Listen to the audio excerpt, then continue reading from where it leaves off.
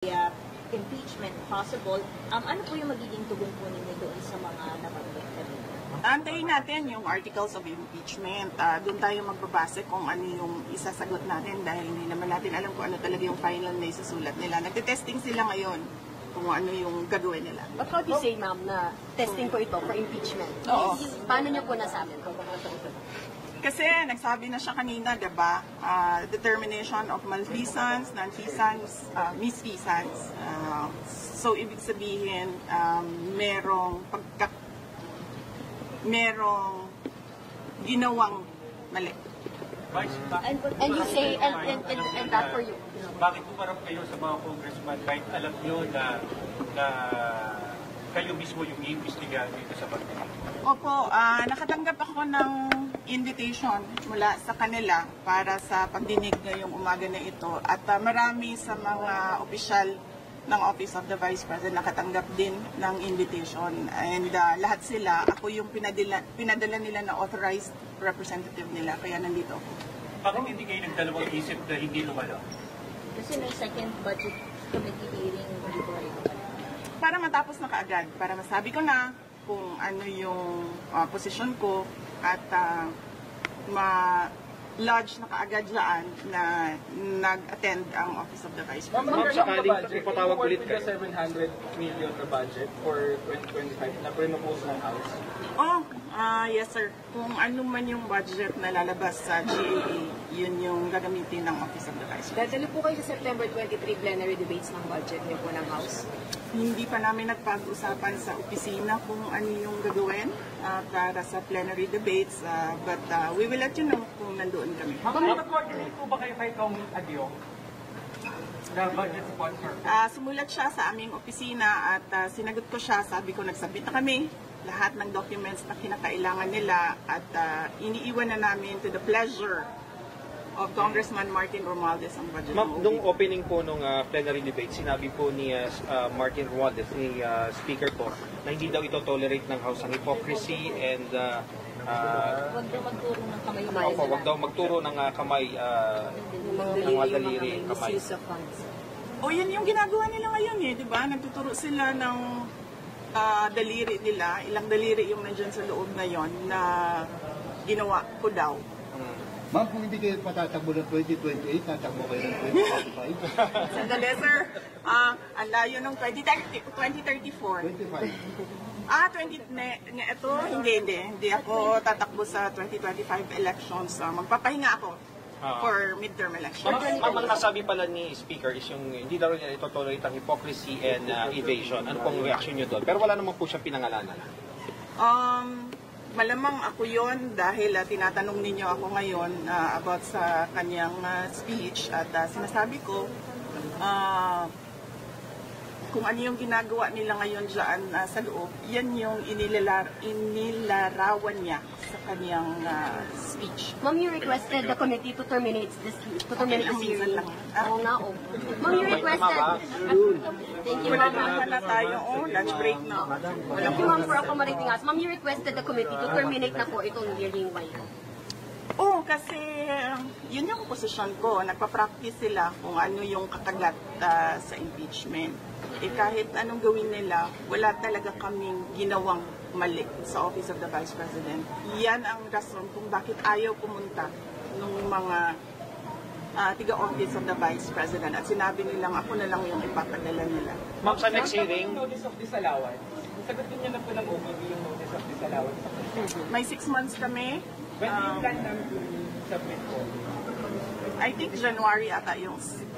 I do not have the timelines right now, sorry. ma'am, sa next hearing nitong good government, attend pa ba kayo or enough na yung kanina?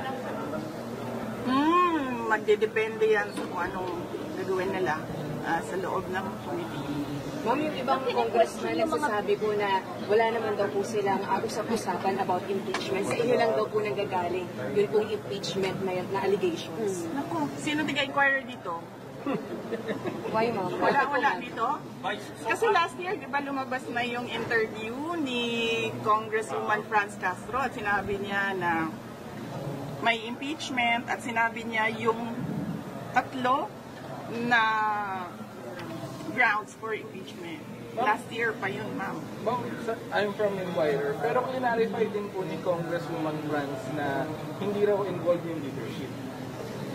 Sabi niya, hindi raw involved yung leadership dun sa... Hindi naman kailangan kasi talaga involved yung leadership. So bakit siya nagdi-deny? It's enough na pinag-uusapan ng mga members of the House of Representatives ang impeachment. Hindi naman kailangan involved ang leadership. Pero ano sinasabi ng mga kaibigan nyo? Ongoing pa rin ba yung usapan sa impeachment? O paano sinasabi sa inyo ng mga close friend nyo dito sa House?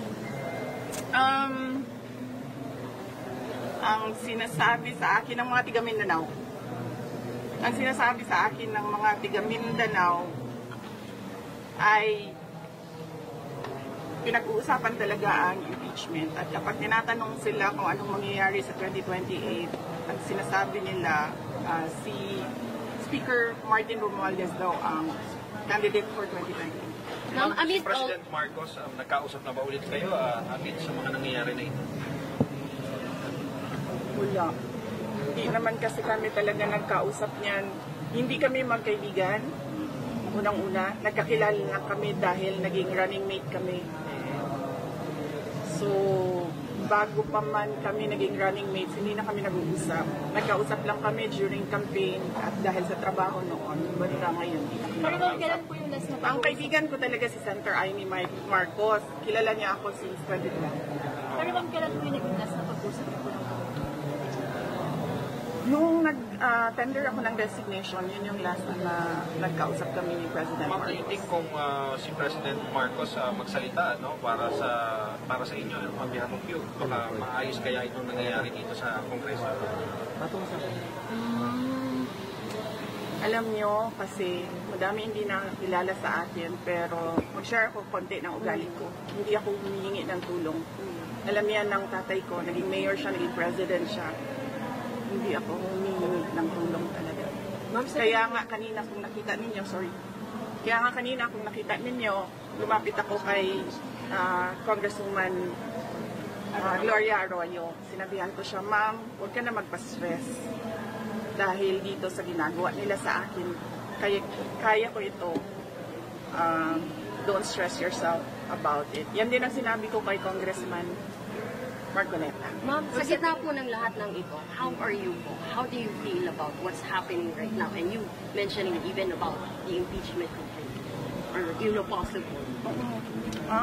Iniisip ko lang na kapartihan ng journey ko as a government official, yung lahat ng nangyayari na yun.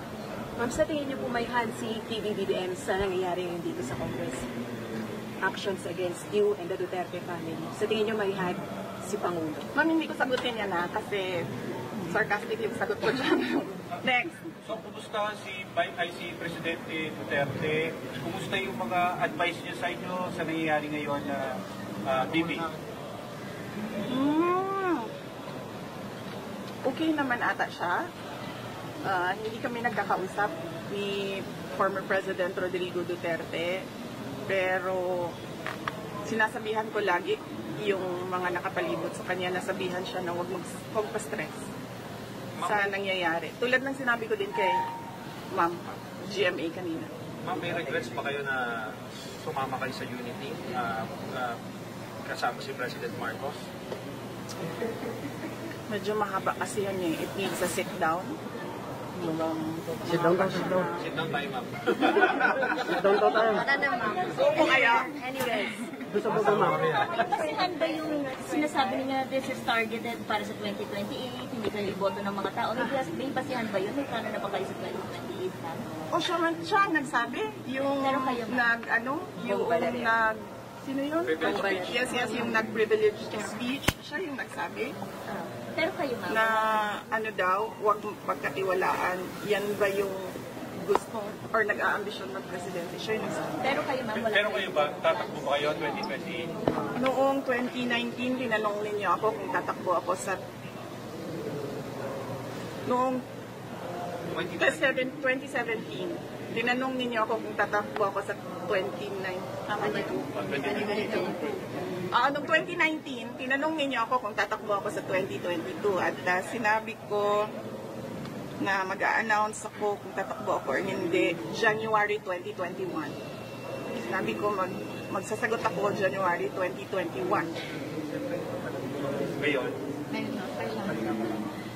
Sa ngayon, this very minute, magsasabi ako, magtatakbo ako sa fourth quarter ng 2026. 2026. VP, sorry to ask this question. Nagsisisi po ba kayo hindi nyo sinunod yung payo ng tatay niyo about sa pagtakbo? Hindi nyo That is a very good question. Needs a sit down. Bibigyan kita ng pakonti ngayon. Naririnig niyo si PRD, di ba, ngayon? Nagsasabi siya, huwag ka tumakbo president. Ngayon, sinasabi niya, yan din ang sinabi niya noong 2021. Huwag ka tumakbong president. Kasi nanggaling na ako dyan, sabi niya, hindi siya madali na trabaho. Maawa ako sa iyo. He never said na run for president. Pero ma'am, never again na po kayo to team with the Marcos. Yung sasabihin pa si Ma'am Joy. Oh, yes, I am. Pero ma'am, mga never again na to team with the Marcos. Oh, never again.